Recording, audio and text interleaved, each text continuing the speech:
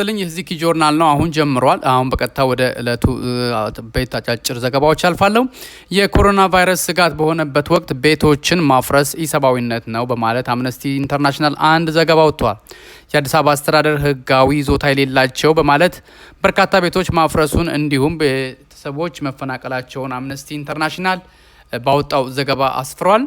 ባሳለፍነው ሳምንታት በአብዛኛዎቹ በግንባታ ስራ የተሰማሩ የቀን ሰራተኞች ይኖሩባቸው የነበሩ ቤቶች በመፍረሳቸው ሳቢያ 1000 የሚሆኑ ሰዎች ቤት አልባ ማድረጉን የገለጸው መግለጫው በተለይም በኮቪድ-19 ወረርሽኝ ወቅት መሆኑ ደግሞ ነገሩን የከፋ አድርጎታል ብሏል።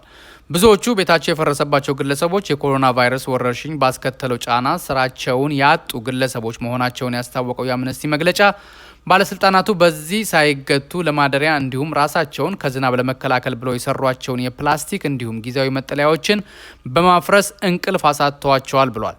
ቤታቸው የፈረሰባቸው መሄጃ ያጡ ቤተሰቦች ልጆቻቸው ሜዳ ላይ ዝናብ እየወረደባቸው በብርድ ውጭ እንደሚያድሩ በአሳዛኝ ሁኔታ ነግረውናል ያሉት በደቡብ አፍሪካ የአምነስቲ ዳይሬክተር ዴፕሮዜ ሙቼና ናቸው። አክለውም የኮቪድ-19 ስጋት በሆነበት ወቅት ቤት መኖር ራስን ለመጠበቅና ለማገገም ወሳኝ ሁኔታ ነው።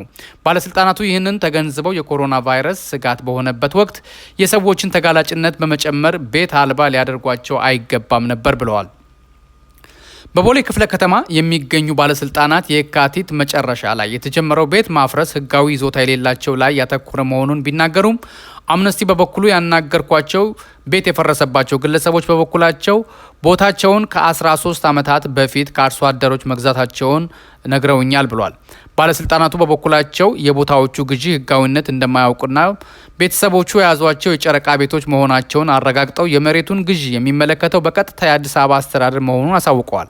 ሆኖም መጋቢት ወር ላይ ቤታቸው የፈረሰባቸው ግለሰቦች የተለያዩ ቁሳቁሶችን በመጠቀምና ፕላስቲኮችን በመወጠር ድንኳን በመስራት ጊዜያዊ መጠለያ ቢሰሩም ባለስልጣናቱ ቁሳቁሶቻቸውን በመውሰድ እንዲሁም መጠለያዎቻቸውን እንዳፈረሱባቸው መግለጫው አመልክቷል።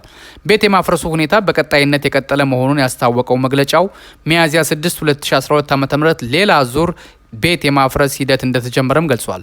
በአዲስ አበባ ውስጥ በተከታታይ እየተደረገ ያለው የቤት ማፍረስ ሁኔታ አሰቃቂ ሰብአዊነትን የሚያሳይ ነው።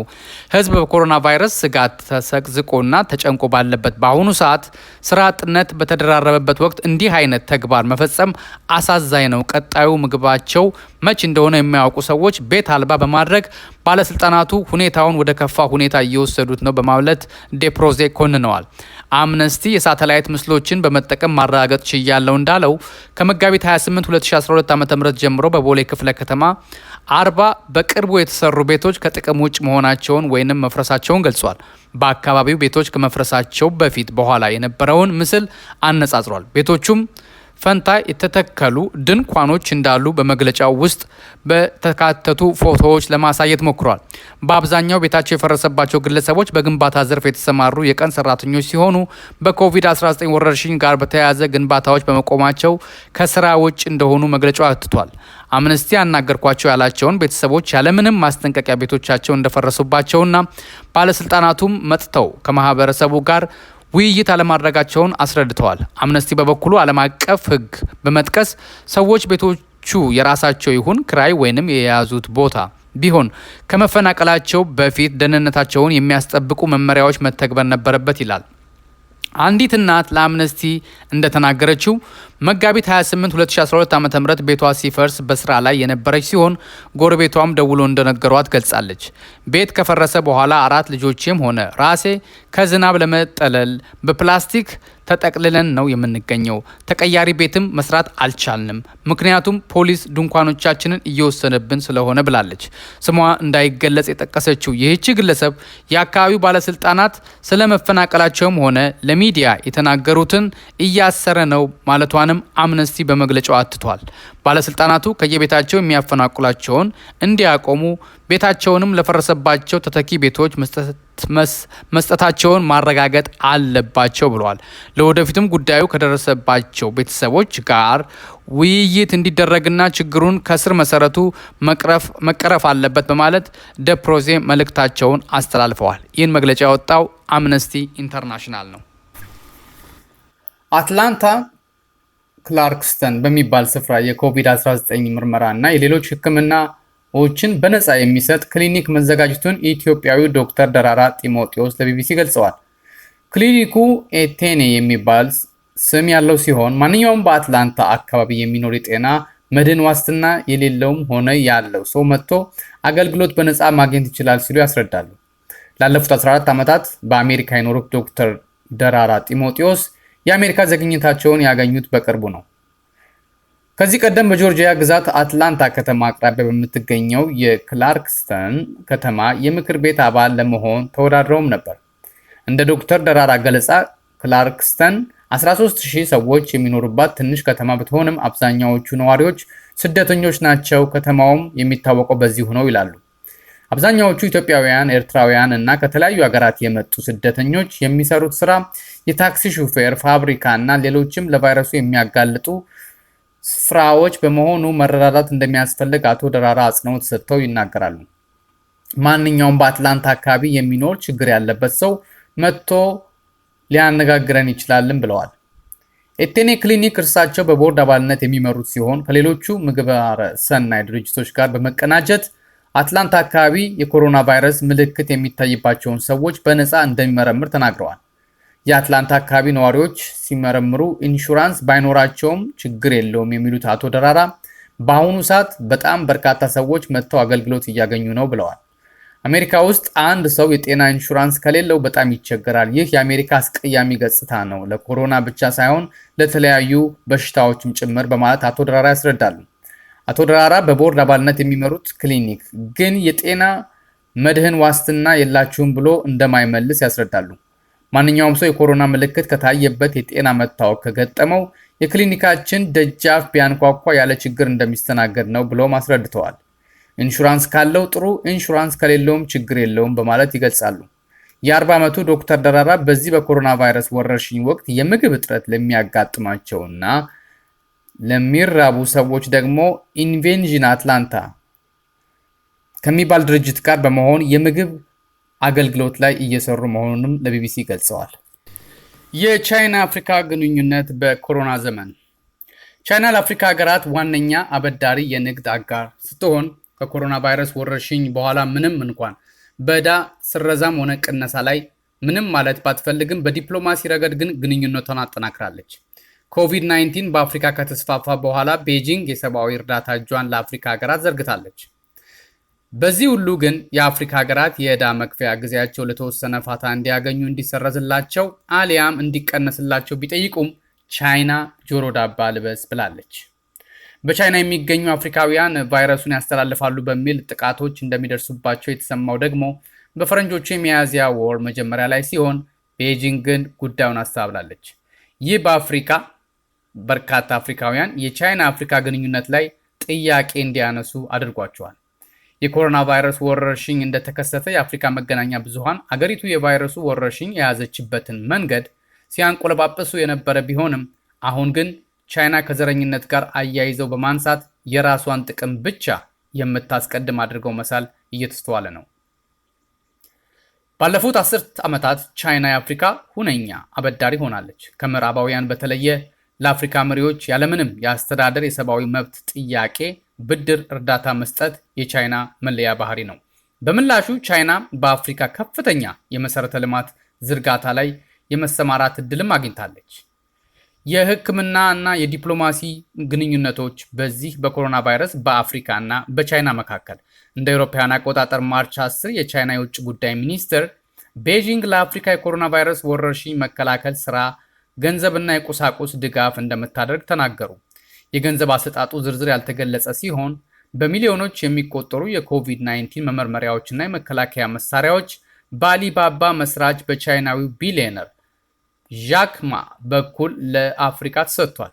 በዚህ ሳምንት ቢሊዮነሩ ዣክማ ሶስተኛውን ዙር እርዳታውን ለ54 የአፍሪካ ሀገራት መስጠቱንም አሳውቋል። ይህ የቅርብ ጊዜ እርዳታ ብቻ 4.6 ሚሊዮን የአፍና የአፍንጫ መሸፈኛ፣ 500,000 የመመርመሪያ መሳሪያዎች፣ 300 ቬንቲሌተሮችና 200,000 ለሕክምና ባለሙያዎች የሚያገለግሉ የመከላከያ አልባሳትን ተካተውበታል። ኮቪድ-19 ቻይና በአፍሪካ ላይ ያላትን ተጽዕኖ እንድታገዝፍ ከምዕራባውያን በተለየ ደግሞ ከአሜሪካ ጋር ያላቸውን ግንኙነት እንዲቀዛቀዝ ለማድረግ እድል ሰጥቷል። የቻይናው ፕሬዝዳንት ዢ ጂንፒንግ በርካታ የአፍሪካ መሪዎች በማነጋገር እርዳታ ለመስጠት ቃል በመግባት አጋርነታቸውን ገልጸዋል። የአገሪቱ የዜና ተቋም ዢንዋ በየዕለቱ በአፍሪካ ሀገራት የሚገኙ ኤምባሲዎች ለሀገራቱ እርዳታ ሲሰጡ የሚያሳይ ዘገባ ይዞ ወጥቷል። በሩዋንዳ የቻይና አምባሳደር ዓለም አቀፍ ተግዳሮቶችን ለመመከት የቻይናን ጥንካሬ ለማስተዋወቅ ቃል ሲገቡ ተደምጠዋል። ይህ የቻይና ዘመቻ በውጭ ጉዳይ ሚኒስቴር መስሪያ ቤት፣ በሀገሪቱ ሚዲያ እና በከበርቴ የንግድ ሰዎች በኩል የሚካሄድ ነው። እነዚህ ከፍተኛ የሆኑ የመገናኛ ብዙሃን ሽፋን ያገኙ የሕክምና ቁሳቁሶች ድጋፎች ቻይና ብቁ አስተማማኝ አጋር መሆኗን በአገሪቱ መሪዎች ህዝቦች ፊት አድርጎ ለመሳል ያለሙ ናቸው። እነዚህ የሕክምና ቁሳቁሶች እርዳታዎች ምንም ትንሽ ቢሆኑም በቻይና መገናኛ ብዙሃን ሲጂቲኤን፣ የቻይና ዓለም አቀፍ ዩቲዩብ ኔትወርክ እና የአገሪቱ የዜና ኤጀንሲ ዢንዋ ከፍተኛ ሽፋን የሚያገኙ ሆነዋል። የመገናኛ ብዙሃኑ ዘገባዎች የሚያጠነጥኑት ቻይና የአፍሪካ ችግር ለመካፈል ህዝቦቿም ገንዘቦቻቸውንና እውቀታቸውን ለመስጠት ፈቃደኛ መሆናቸውን የሚያሳዩ ሲሆን በተደጋጋሚ አስተማማኝ አጋርነታቸውን የሚል ቃል ይጠቀማሉ። በተጻራሪው የአፍሪካ መገናኛ ብዙሃን ሌላ ነው የሚያወሩት። የናይጄሪያ ጋዜጣ ዘ ፐንች በፈረንጆቹ የሚያዝያ ወር የመጀመሪያው ሳምንት ላይ ቻይናውያን ዶክተሮች ናይጄሪያ መግባታቸውን ተከትሎ ትችት አዘል ዘገባ ይዞ ወጥቷል። ከሁለት ቀን ቀደም ብሎ ራዲዮ ቢያፋራ ናይጄሪያ ቻይና ጥቅሟን ብቻ ፈላጊ እንደሆነች አድርጎ በመሳል የሕክምና ቁሳቁሶች እንዳትቀበል የሚጠይቅ ዘገባም አትቷል። ይህ ትችት ደግሞ እየበረታ የመጣው በጓንዥ የሚገኙ አፍሪካውያን ከሚኖሩበት አፓርትመንት እና ሆቴሎች እንዲወጡ ሲደረጉ ኮሮና ቫይረስ ታስፋፋላችሁ በሚል ወደ ለይቶ ማቆያ ሲገቡ የሚያሳይ ምስል ከታየ በኋላ ነው። ይህ መረጃ በማህበራዊ መገናኛ ብዙሃን ተጠቃሚዎች ዘንድ በስፋት ሲዘዋወር የነበረ ሲሆን በቻይና የሚገኙ የአንዳንድ አፍሪካ ሀገራት ዲፕሎማቶችም ለሀገሪቱ ውጭ ጉዳይ ሚኒስትር ጥያቄዎቻቸውን አቅርበዋል። የኬንያው ጋዜጣ ዴይሊ ኔሽን በበኩሉ የኮሮና ቫይረስ ወረርሽኝ መነሻ ቻይና መሆኗ እየታወቀ አፍሪካውያንን ቫይረሱን ታሰራጫላችሁ በሚል ማንገላታት ነውር መሆኑን የሚያትት ዘገባ ይዞ ወጥቷል። ሌላው የኬንያ ጋዜጣ ዘ ስታንዳርድ ቻናል በአፍሪካውያን ላይ የምታደርሰውን ዘረኝነት የተሞላበት ተግባር ከኮነነ በኋላ በአፍሪካ ውስጥ የሚገኙ ቻይናውያን ዕጣ እንደሚያሰጋው አትቷል። የደቡብ አፍሪካው ዴሊ ማቭሪክ ድረገጽ በበኩሉ አፍሪካውያን በቻይና የሚደርስባቸው ዘረኝነት የተሞላበት ጥቃት ከላይ ሲታይ ውጤታማ የሚመስል የቻይናና የአፍሪካ ግንኙነት አደጋ ላይ ይጥለዋል ብሏል። ይህ ለቻይና ያለው አሉታዊ አመለካከት በትዊተር፣ ፌስቡክ ተጠቃሚ አፍሪካውያን ዘንድ እጅግ በጣም ጨምሯል። በዕዳ ስረዛ ላይ ያላት የቻይና ዝምታም ግርምትን ፈጥሯል።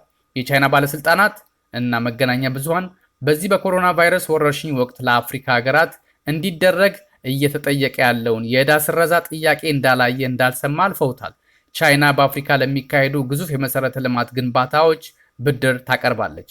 በዚህ በያዝነው ወር አጋማሽ ላይ የዓለም አቀፍ የገንዘብ ተቋም ለ25 ድሃ ሀገራት $500 ሚሊዮን የዕዳ ስረዛ ያደረገ ሲሆን ከነዚህም መካከል 19 የአፍሪካ ሀገራት ናቸው። ቻይና ደግሞ በምላሹ ጉዳዩን ከዓለም አቀፍ ማህበረሰብ ጋር በመሆን እንደምታጤነው ተናግራለች። ከዚህ ቀደም ብሎ የቻይና ውጭ ጉዳይ ሚኒስቴር የአፍሪካ ዕዳ አዘቅት ውስብስብ ነው፣ እንዲሁም እያንዳንዱ ያለበት ዕዳ ይለያል ብለው ነበር። አፍሪካ ሪፖርት የተሰኘው ድረገጽ ቻይና አፍሪካ ከኮሮና ቫይረስ ወረርሽኝ ቀውስ የምጣኔ ሀብት ድቀት ለመታደግ አጥብቃ የምትፈልገውን የ$145 ቢሊዮን ዕዳ ስረዛ ትሰጣለች የሚለው አይታወቅም ብለዋል። አፍሪካ በአሁኑ ሰዓት አጥብቃ ለምትፈልገው የዕዳ ስረዛ ቻይና የምትሰጠው ምላሽ የአህጉሪቱ አገራት ጋር ወደፊት የሚኖራትን ግንኙነት ይወስነው ይሆናል። ይህ ደግሞ የቫይረሱ ወረርሽኝ ጋብ ብሎ የምጣኔ ሀብት ተግዳሮቶች ጎልቶ ሲወጡ የበለጠ ሊፈተን ወይንም ሊታይ የሚችል ነው። በአፍሪካውያን ሀገራትና በቻይና መካከል ያለው ግንኙነት